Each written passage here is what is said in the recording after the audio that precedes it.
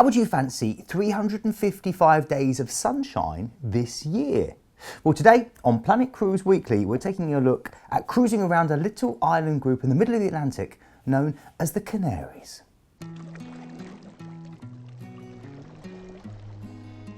Well, hello, welcome to episode 45 of Planet Cruise Weekly with myself, Keith, and Mr. Glenn Wallace. And today, Glenn, it's all about the Canary Islands, isn't it? Yeah, well, we got a lot of tweets about it, didn't we? Boom, boom. Like it. Very nice. Well, the Canary Islands are among the most popular winter sun destinations for British cruise passengers, which is no surprise as it's one of the closest and easiest areas to cruise to, with most British cruise lines sailing directly from the UK. In fact, more than 2 million cruise passengers sailed to the Canaries in 2015, double the number for 2005 and up 14.6% on the previous year, which is phenomenal. Now, with an incredible 355, yes, you heard me, 355 days of sunshine a year and an average winter temperature of 20 degrees centigrade, which is around 68 Fahrenheit, it's warm enough just to sit on the beach, soaking up the sun, but not too warm to prevent you from exploring the islands in more detail. Now, closer to Africa than to Europe, the Canaries sit in the Atlantic Ocean, just southwest of Spain, and the archipelago is made up of 7 islands in total. We've got Gran Canaria, Tenerife, Lanzarote, Fuerteventura, try saying that after a couple, La Palma, La Gomera, and El HIERRO. La Gomera's the whistling one, isn't it? Is it? Yep. Oh, you've got me on that one. Now, they are Spanish islands, but English is widely spoken. With 600 miles of coastline and more than 500 beaches, the islands are a heady mix of wild forests, volcanic craters, bizarre lunar landscapes, and ancient whitewashed towns as well. Now, let's look at the best time to cruise the Canaries. And unsurprisingly, with those balmy temperatures, the Canaries are a true year-round destination. And it's not hard to find an itinerary at any time of the year. Now, the hottest months very much reflect the UK climate's weather pattern, with July to September seeing the average temperatures in the high 80s.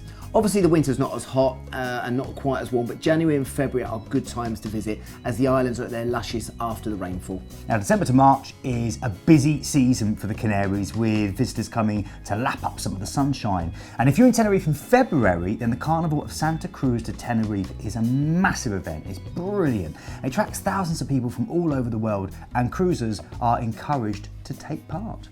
So now we're going to have a look at the 7 islands. So first of all, Gran Canaria. Now, with just 10 days of rain in a year, Gran Canaria is one of the most popular of the Canary Islands, bays and coves, while inland you've got these rugged mountains that hide these pretty whitewashed villages. And I believe you've lived in this beautiful part of the world. I lived there for about 9 months to a year, yeah, loved it over there, great. As I said, the temperature is fantastic over there, and literally they have a 12-month climate over there, so it's brilliant. People are out all the time. Now, when you dock in the island city of Las Palmas, which is home to one of the prettiest urban beaches in the world, La Canaries, and the city is well worth exploring with chic boutiques, palm trees, lined boulevards, and tempting tapas bars tucked in among the breathtaking architecture there as well. Plus a fab museum dedicated to Christopher Columbus. Now, take a trip to Bandama Crater. It stands over 3,000 foot high, and it's one of the few inhabited volcanic craters in the entire world. They must be mad. Now, Gran Canaria is famous for the wind-sculptured sand dunes of Maspalomas, and a great way to explore this is, of course, don't get the ump, via camel. Yeah. Okay, now explore the Iroquois Mountains is another guaranteed wonderful thing to do. And you do this by travelling up to Iroquois itself. It's the island's banana capital, and it's famed for its quaint cobbled streets, the pretty whitewashed houses, and the imposing Gothic church, which is carved out of volcanic rock. Now, Gran Canaria is up there with the likes of the Caribbean and the Red Sea when it comes to marine life, and you can take a boat trip out to sea to spot bottlenose, common, spotted and striped dolphins as well, so just make sure you keep your eyes peeled. Now, next up, Lanzarote, which is the northernmost of the Canary Islands and situated just 70 miles off the coast of Africa. It's also the 4th largest of the islands, and you're going to dock in the capital known as Arrecife. Now, Lanzarote's lunar landscape is legendary, and in fact the entire island has now been declared a biosphere reserve, with stunning Timofaya National Park undoubtedly the star attraction. Exploring the mountains of the fire on the back of the camel is a must. They do like the camels in this part of the world, and the huge area of solidified lava is dominated by enormous dormant volcanoes. Now, Lanzarote's sun-soaked beaches are loved worldwide, with the longest being Playa Grande, which is in Puerto de Carmen, and this is lined with restaurants, cafes and shops, and lots and lots of fun things to do if you're there with the whole family, or even if you're just there on your own to catch up a few rays. Now, the fabulous work of Cesar Manrique, a universal native of Lanzarote, pervades the whole entire island. His view is reflected in the architecture of the villages and his weird and wonderful artistic creations are dotted all over the island. My favourite work truly is his former home, built around 5 cave-like lava bubbles. It's truly unique, and the interior looks like something straight out of a film in Austin Powers. Okay, now we're going to look at Tenerife, which is the largest of the Canary Islands and widely considered one of the most scenically stunning islands in the world. Now, it's dominated by the tallest mountain in Spain, and in fact the 3rd largest volcano in the world, the 12,198 foot high Mount Teide. And it's where parts of Star Wars and Planet of the Apes were filmed. And the circumference is absolutely massive, and you get incredible views via the cable car. Now, the amazing volcanic island offers snow-capped peaks and sun-baked beaches. You're docked in the 15th century city of Santa Cruz, where you can splash the cash in the city's superb range of shops, or take a pick of tapas bars and enjoy a long, lazy alfresco lunch. Now, if you're an animal lover or you're there with the family, definitely head to Laura Park. Definitely. It's the island's award-winning wildlife park. And the residents there include parrots, dolphins, sea lions and gorillas, most of whom have their own shows. Now, you can take a drive through the Orotava Valley, stop at Humboldt's viewpoint, and you'll be treated to panoramic views over the island's vineyard and banana plantations as well. Next up is La Palma, which is probably in my top 2 favourite islands in the Canaries. And it's known, funnily enough. Out of 7? Out of 7, yeah. Okay. Well, you've got to have a list, haven't you? So, it's known as the Beautiful Island, and that's on account of the incredible scenery. It's got amazing volcanoes, sweet-smelling pine forests, black sand beaches, and incredibly clear, starry skies. In fact, the entire island has recently been declared a UNESCO Biosphere Reserve, and it's home to one of the world's main astronomical observatories, due to the clarity of its skies. Now, I agree with Keith. La Palma is definitely one of my top 7 islands in the Canaries, and it has a relaxed, laid-back vibe and offers up a more authentic picture of the Canaries than its bigger neighbours. One of the quaint whitewashed houses, grand colonial buildings and sleepy squares really give this some definition. Now, the highlight of any visit to La Palma is what's called the La Cadera de Trapantili National Park. And You've been pronouncing that, practicing. Well, I've been practicing. Forgive me if you actually do speak Spanish. You can probably do a lot better than me. But it's an amazing national park, which is actually a volcanic crater. It's got a 28-kilometre circumference, which is the biggest in the world, and it's crammed full of towering pine trees, and it's home to more than 25 different species of birds. Now, you can hike through the protected tropical rainforest of Los Tilos, and it's completely unspoilt, crammed with caves, springs, lime trees and giant ferns. But keep an eye out too for the wildlife that's unique to this corner of the world, such as the Macaluda de Canaries butterfly, so make sure you keep an eye out for that one. You've been practicing too? Yep. Next up, my favourite of the 7 Canary Islands, thank you Glenn, is La GOMERA. And it's basically the Canary Islands stripped bare. The beaches are quiet, the villages are sleepy, the countryside is feasted with incredible forests and dramatic mountain ridges. In fact, the hilltops are carpeted in really dense jungle, and they're often shrouded in mist, giving them a real haunting allure.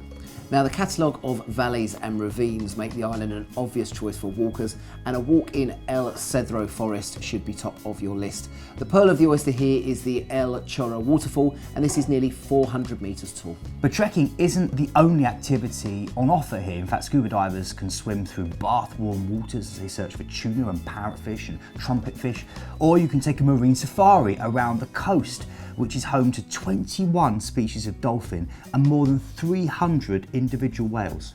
Now we're moving on to a small island called El Hierro, and it's the smallest and westernmost of the Canaries, and its fertile land is awash with bananas, papayas, almonds, figs and avocados.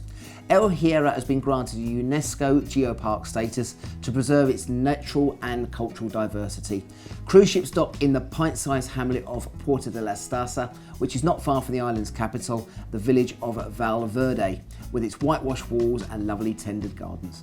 Now, beach-wise, the volcanic island favours dramatic black or red swathes of sand over the usual golden stretches, and it's a really slow-paced part of the world too. The largest town has a population of fewer than 2,000, and get this, the first traffic light was only installed in 2005.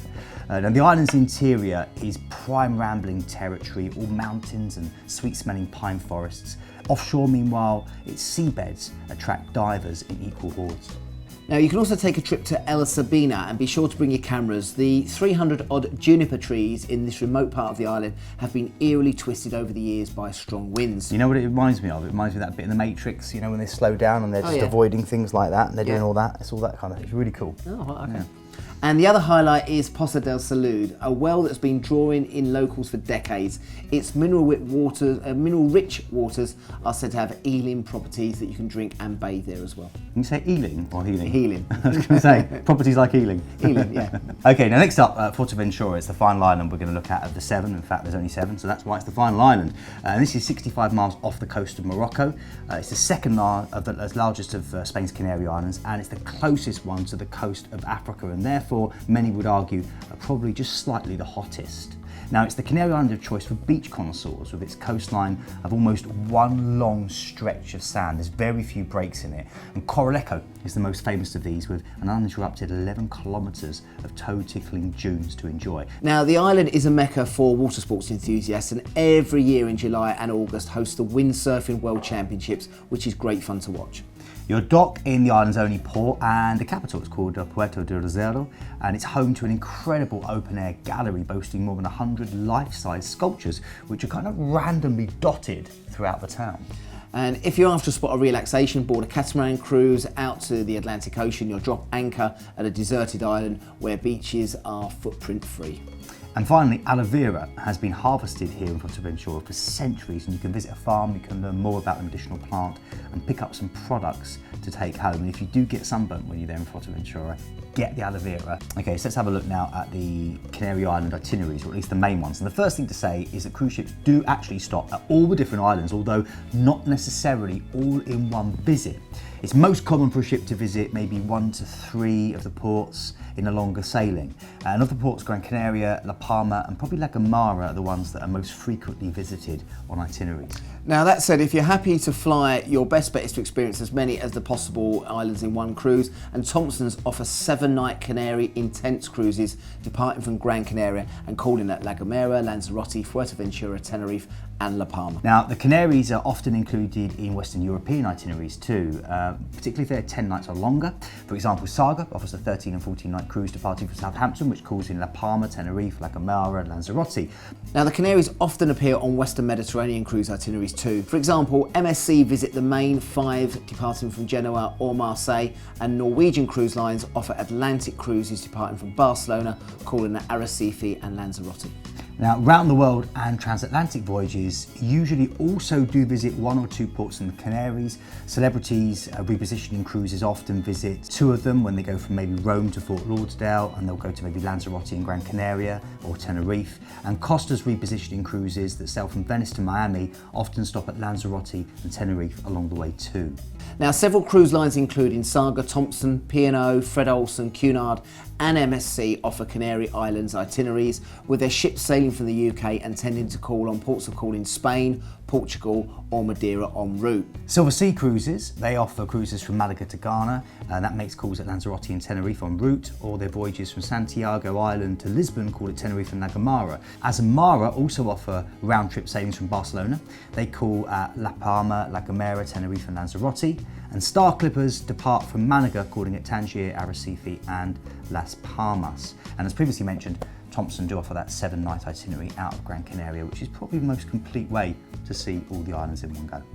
Okay, finally, let's give you a few top tips that are Canary specific.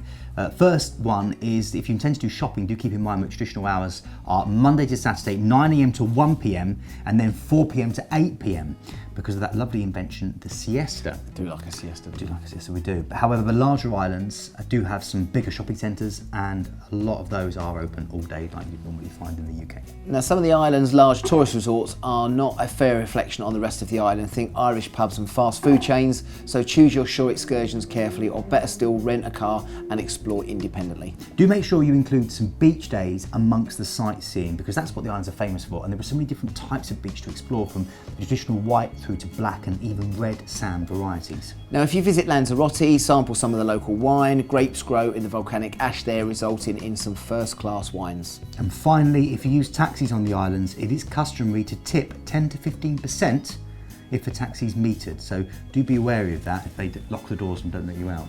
Hopefully that has given you more of an idea about the Canaries.